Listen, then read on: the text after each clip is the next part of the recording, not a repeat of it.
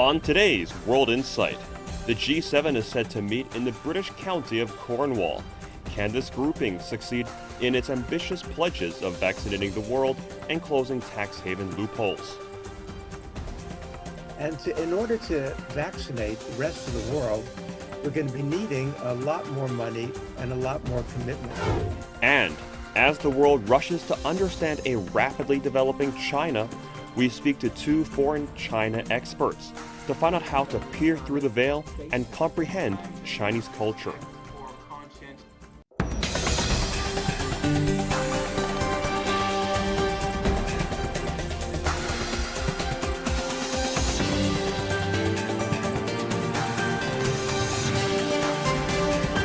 Here is our host, Tian Wei. Hello and welcome to World Insight. I'm Tian Wei. The G7 group has reached a historic deal to make multinational companies pay more taxes. That's according to the finance ministers meeting in London. They agreed to battle tax avoidance by making companies pay more in the countries where they do business. They also agreed in principle to a global minimum corporate tax rate of 15% to avoid countries undercutting each other. Tech giants such as Amazon, Facebook, and Google may face some direct impacts from the deal. So, how to assess this new measure, which could see billions of dollars flow to the governments to pay off debts incurred during the COVID crisis? And will it put pressure on other countries to follow suit, including a meeting of the G20 next month? Let's loop in our panelists.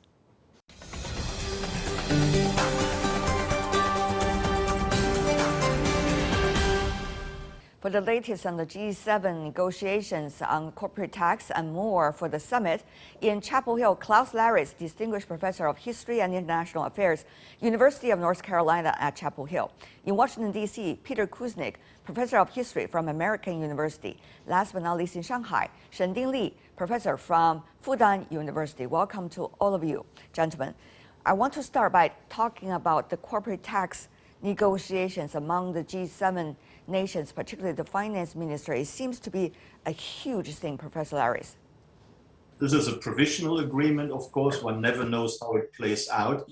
But the Biden administration has only been in office for 6 months, less than 6 months. And to strike such a deal, to negotiate such a deal between January and now early June, this is quite an event. And I think that was totally unexpected. But everyone wants to get his act together and really also push transatlantic relations and international multilateralism. And I think the Biden administration, in particular Treasury Secretary Yellen, made a great effort, and they were rewarded for making that effort. I understand, Mr. Laris, there are quite difference of opinions within even the G7 groups. For example, France, its own tax rate already reaching about 31%.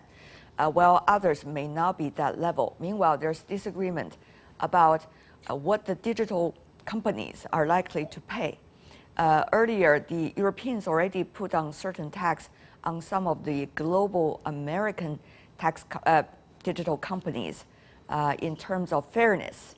And now, according to the US officials, once this corporate tax is in place, those extra tax for the American firms due to fairness issue will be scrapped off. So there are a lot of nuances, in fact, out of this looking apparently peaceful number. At the moment, in some countries, Google and Facebook and similar countries almost pay nothing even, particularly, for example, in Ireland.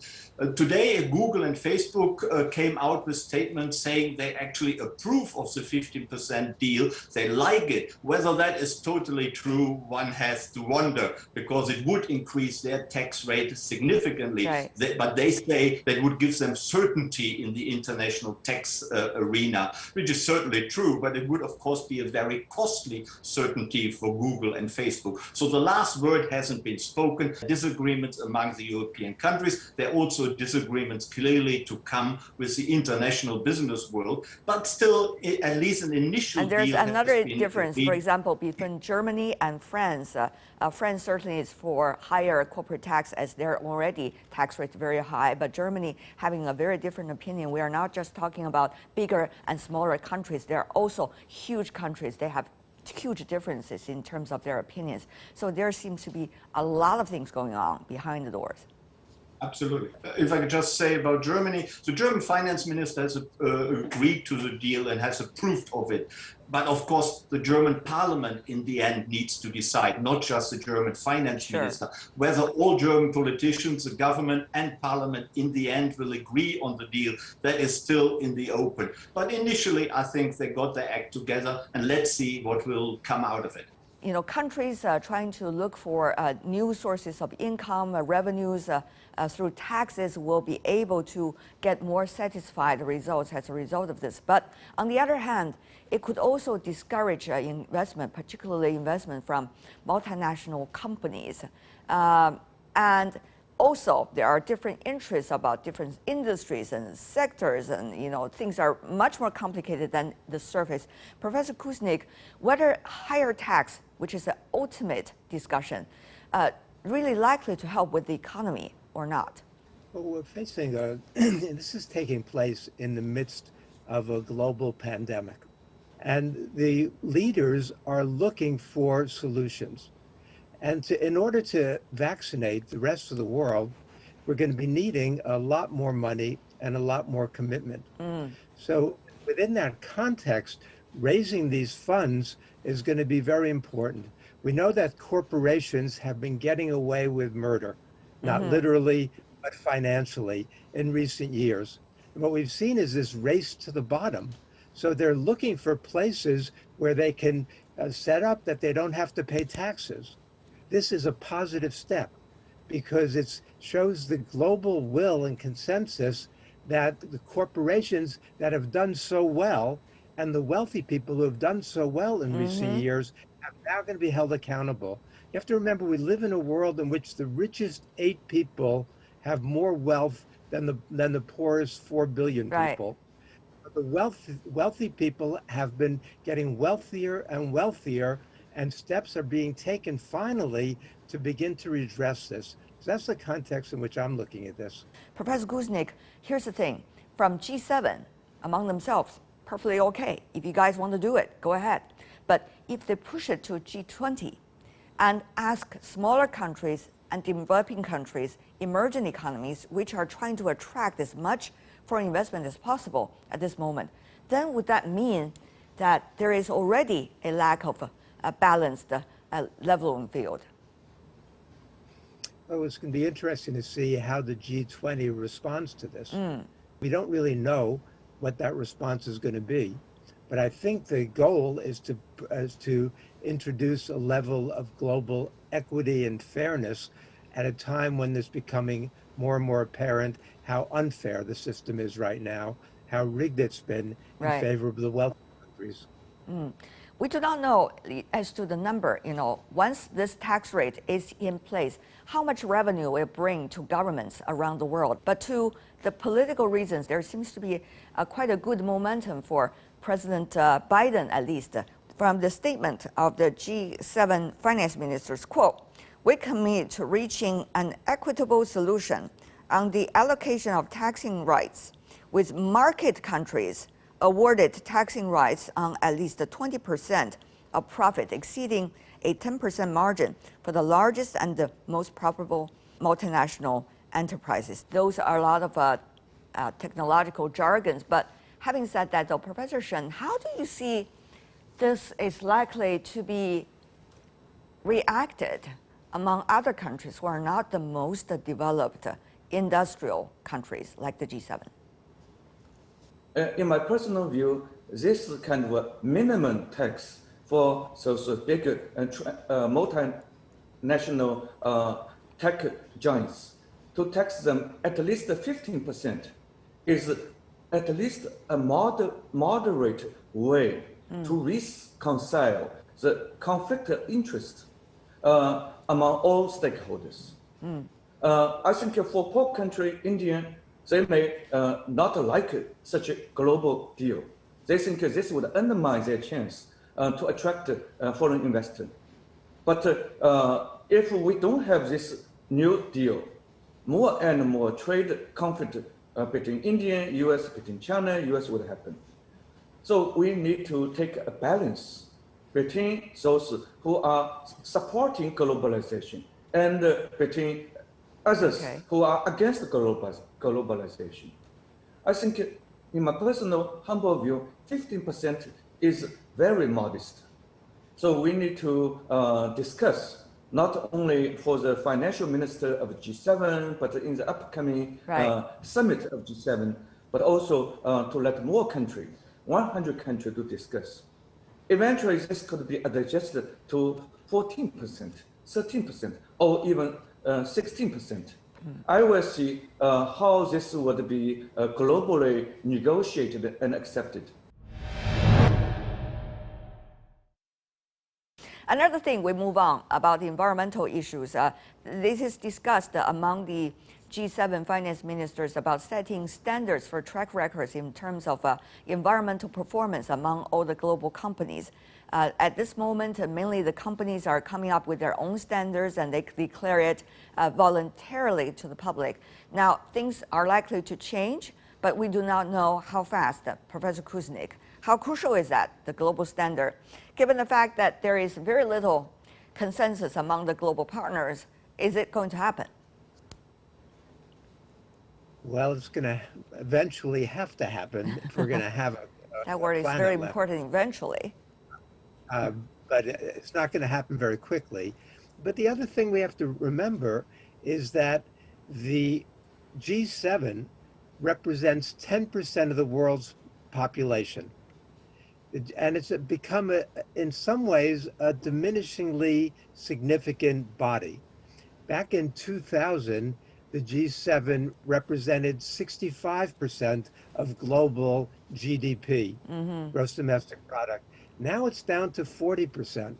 So without China and without India, we're really not going to, being part of it, we're really not going to make major headway whether it comes to environmental standards, global warming, or economic and pandemic standards. So the G7 is a limited body at this point, but I think that the one area, or one of the areas that Boris Johnson wants to stress, in addition to dealing with the global pandemic, which he's very much committed to, is making this a success in terms of some positive steps on the environment. We have seen, as a result of geopolitics, G7 is trying to make its mark, exceeding its earlier role after G20 was born. So how do you see this attempt to shift about the decision-making process in our world today? Professor Laris. I don't think it's going to shift to the G7. The G7 is only the first step on a very long process which becomes more and more global. You can say initially it's really a little club, and then it turns to the world and becomes global. And the ultimate decision, be it on the environment, be it on the tax or many other issues, has to be a global one, which incorporates the major countries in the world. And of course, that incorporates China and India and very many other countries. That cannot be limited to the G7. But the G7 is a useful first step to coordinate some united position, which then can be presented to the G20 and to an even larger body. And in that sense, I think it makes sense to revive the G7. It's not useless, but it's not the ultimate decision body. To revive the G7, interesting. Professor Shen, remember, after 2008, the global financial crisis, there's a huge loss of credibility among the developed economies. That's why G20 came into being, and that's why G20 became the center of the stage. Now, what has changed? Will G7 still has the credibility to bring out consensus that G20 would like, given the diversity of the G20? Neither G7 nor G20 are the decision-making body. More or less, they are talking place. In this way, G7 has not ended its role. It still is a talking place. It's less important, but it can still talk there. Now, given the global polarization, politically, U.S. considers China is challenging, China wants to lead. Economically, U.S. considers China is presenting more challenges sometimes through possibly some unfair means, then U.S. would need to talk to its older friend within the framework of G7 how to handle a newcomer like China. Therefore, U.S. cannot talk this issue with China inside the G20. U.S. has to talk to older friend in G7 and present a new formula which has a consensus within the G7 and present this to G20. So this is how I look at both G7 and G20. Professor Kusnik, will G7 become a tool for the U.S. to rally its allies against China? You know, we had that very, very disappointing meeting in Anchorage, and it just showed that things were not the way they used to be between the U.S. and China. We've got, after the G7, we're going to have Biden meeting with Putin. You know, and when China looks at the U.S., China looks at the U.S. as a declining power in the world. The U.S. looks at Russia as a declining power in the world.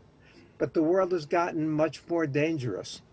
We have the confrontation, potential confrontation over Taiwan, which could be a military confrontation. That's probably the most dangerous hotspot in the world right now. We've got the potential confrontations over the South China Sea. We just had the near coming to blows over Ukraine between the United States and NATO and Russia. I mean, we're in a very dangerous world right now. So I don't think we need forums, whether it's the G7 or any of these others, NATO, that's going to intensify the confrontations and create a more polarized and dangerous world. I think we need to be trying to see what we can work on, what we have common interests on: the pandemic, the global economy, you know, climate change, and arms control. We've got a lot of common interests we could be working together on right now. And the G7 could be a positive step in that direction, especially because Boris Johnson wants to make a declaration. We're going to end the global pandemic and the advanced economies are going to play a leading role. But it could also be a more negative kind of body. So as the summits can be positive or negative. Okay. Professor Laris, your final words. I think, you know, one shouldn't be too overly pessimistic. Yeah. There is still a lot of room for compromise. There's a lot of room for joint coordination and for cooperation on important issues in the world, including, of course, between the United States and China, the two most important partners in the world. So I would say, let's use the G20 to cooperate rather than trying to, be too pessimistic. Klaus Laris, Peter Kusnik, Shending Li, thank you so much, gentlemen, for being with us. Really appreciate it. Thank you.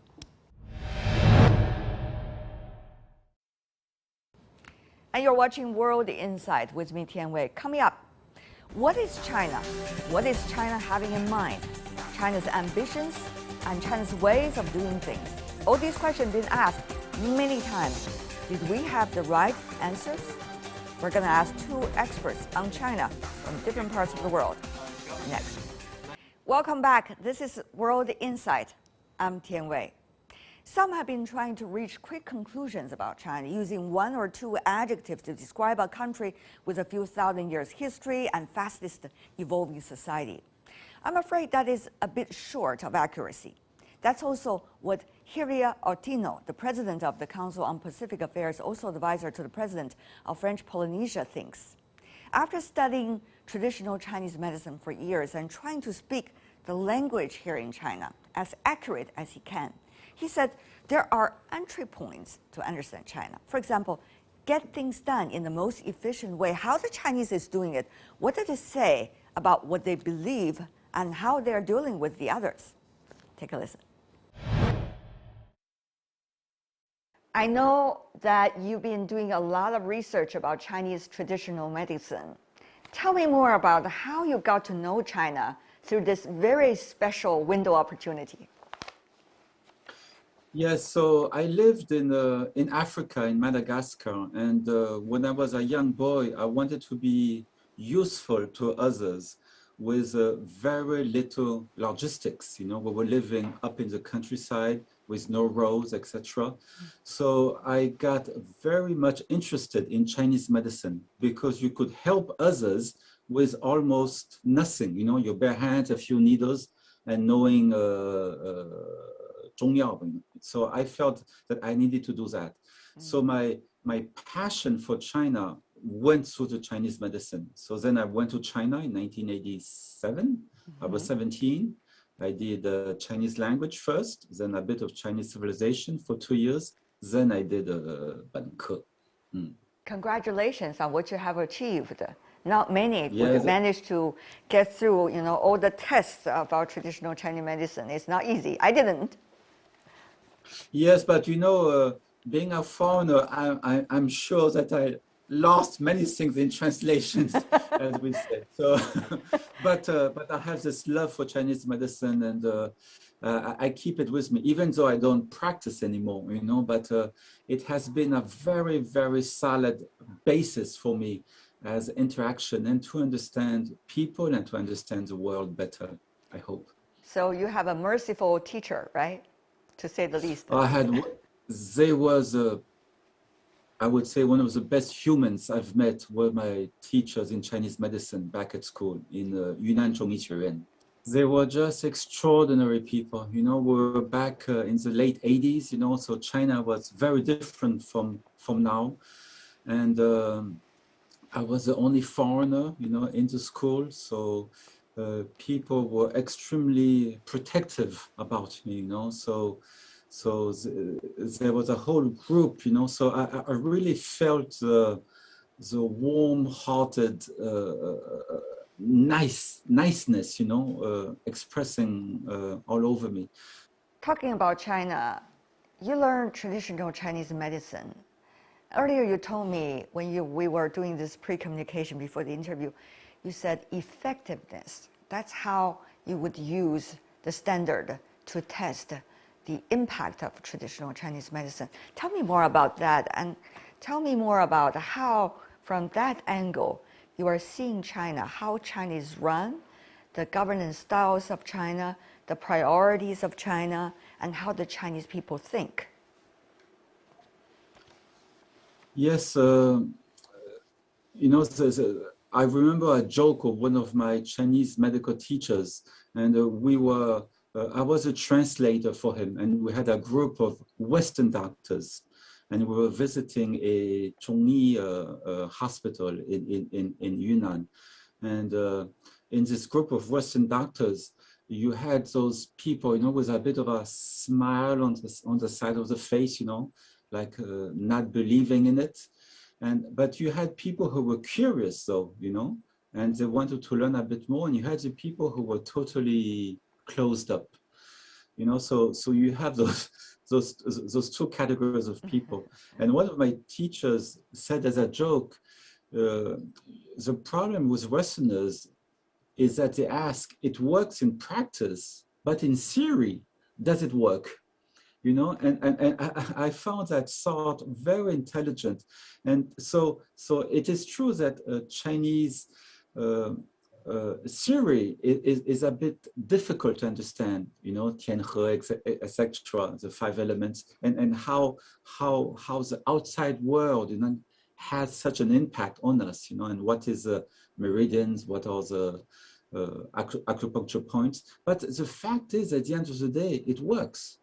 So for me, the effectiveness is something which is probably the most important, and we should put away, you know, all the other ideas and ideals that people might have.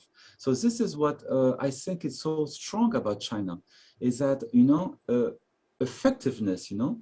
So, and of course, you know, when you are going to cross the river, you know, you're going to get your shoes wet. So you have to be careful of where you step. But the goal is to be able to go on the other side.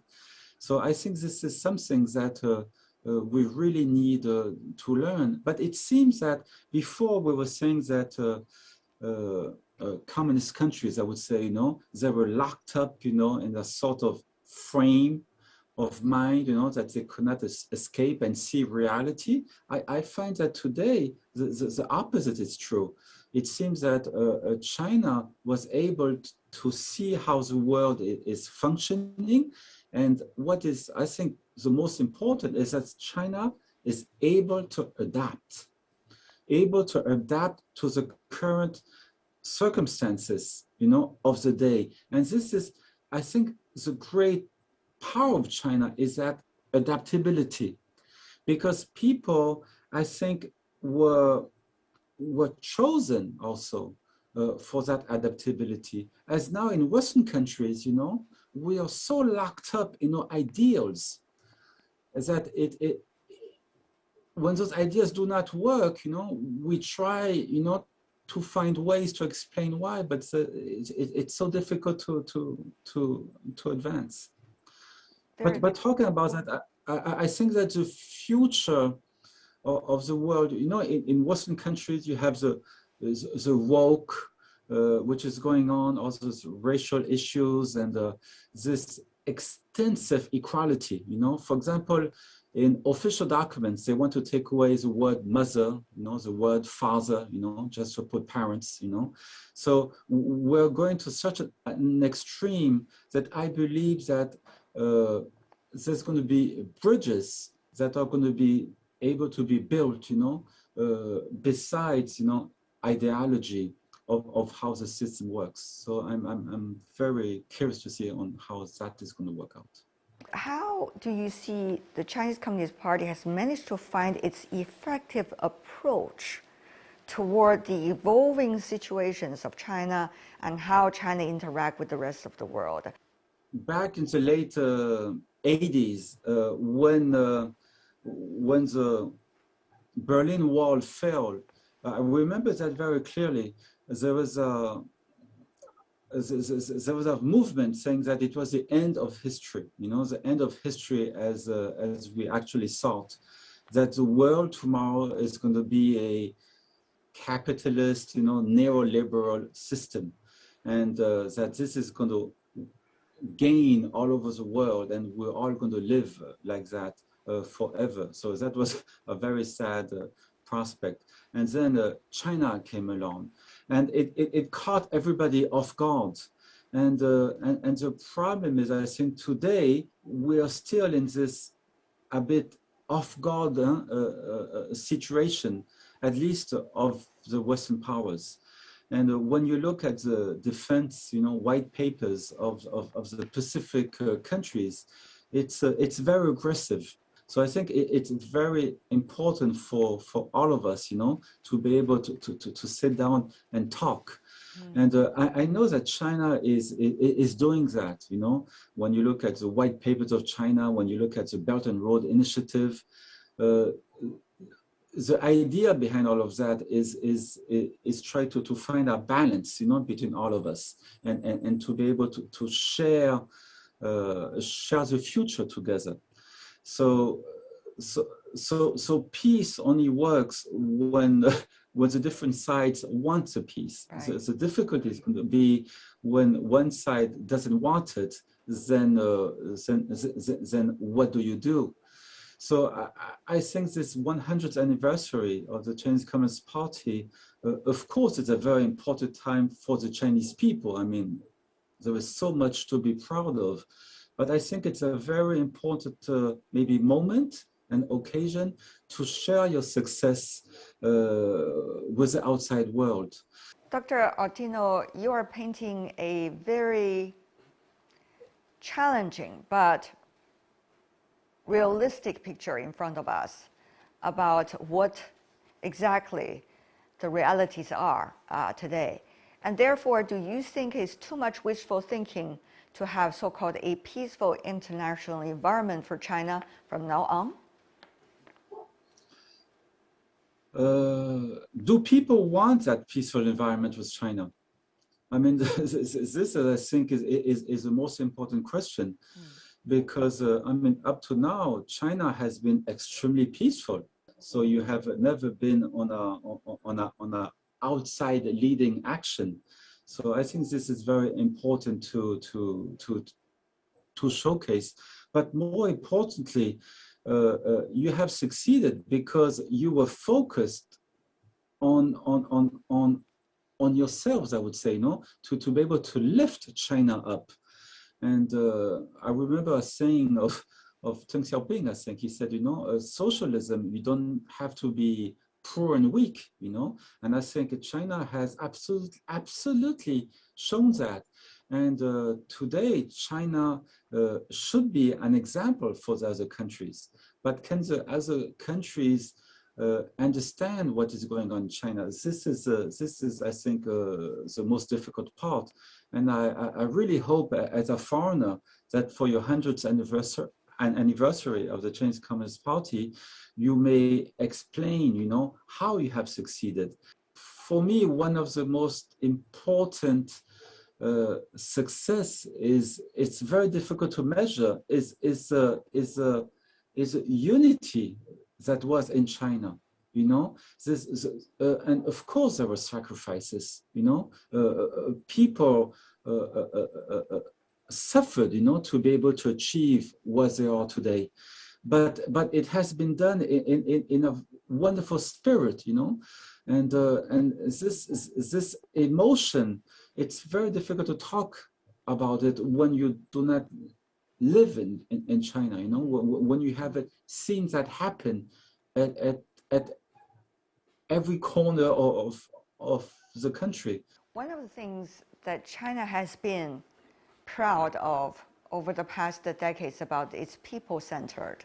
Now, how much the policies really apply to it at different stages of development, there might be various of degrees, but how do you see that as working as an accountability and credibility system for the Chinese Communist Party when it is facing the public it is supposed to serve, which is the Chinese people? I would like to step back a bit. In Western democracies, we live in a world of lobbyists. And when you ask Americans, for example, over 80% of the people believe that lobbyists have too much power inside the systems. In fact, in a society, what is the most important is that the people are happy. So I think when you talk about people-centered, the whole goal is how can you make your population happy? So you, as a public servant, you mustn't work, half-heartedly, and try to find your little self-interest in the whole idea. You have to focus entirely into your work. And I think when I hear people-centered, I hear this. It's when you work for the people, it's not a work. It should be a commitment. And the other point is that when you're people-centered, in my view, you're putting the lobbyist away. So the big interests, are taken out of the picture. And I think this is a huge challenge for the West to be able to achieve that, especially today. This is World Insight. I'm Tian Wei. Now, it is common sense that one size doesn't fit all. However, what about political systems and how countries' philosophy and society are working with it? That's what Daniel Bell, the Dean of the School of Political Science and Public Administration at Shandong University, has been researching about for years. Professor Bell is the author of the book includes The China Model, China's New Confucianism, and East Meets West, Human Rights and Democracy in East Asia. He now is researching about what Chineseness is. Let's take a look at my earlier interview with him. Now I'm joined by Daniel Bell. Let me ask you about your take on the latest crisis regarding COVID-19, the global pandemic. What do you make of the cultural elements of how we are dealing with it?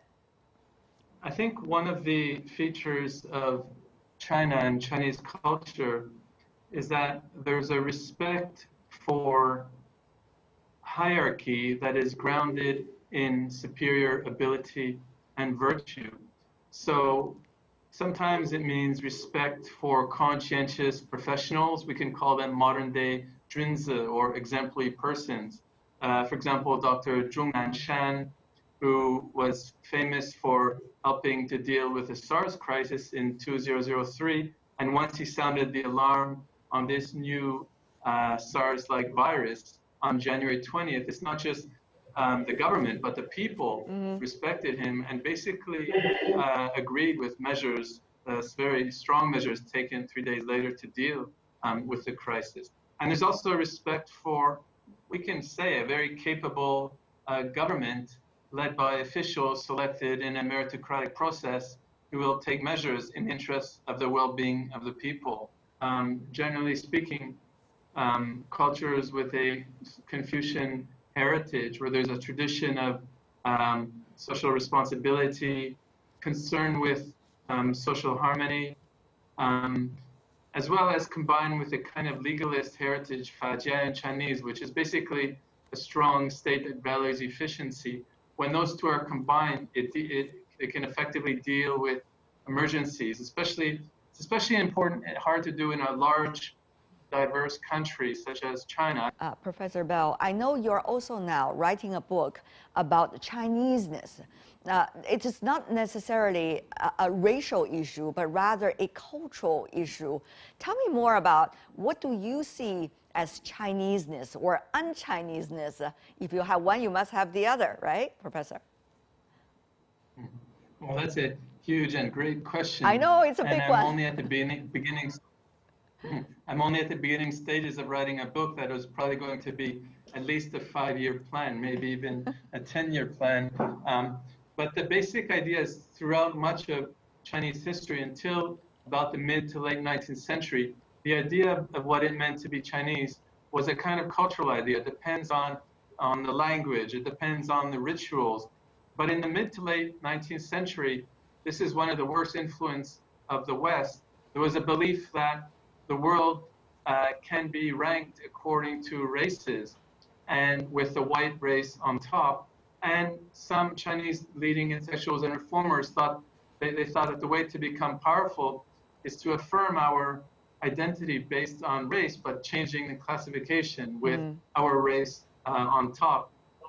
So this idea, I think, is unfortunately a terrible influence of Western racism.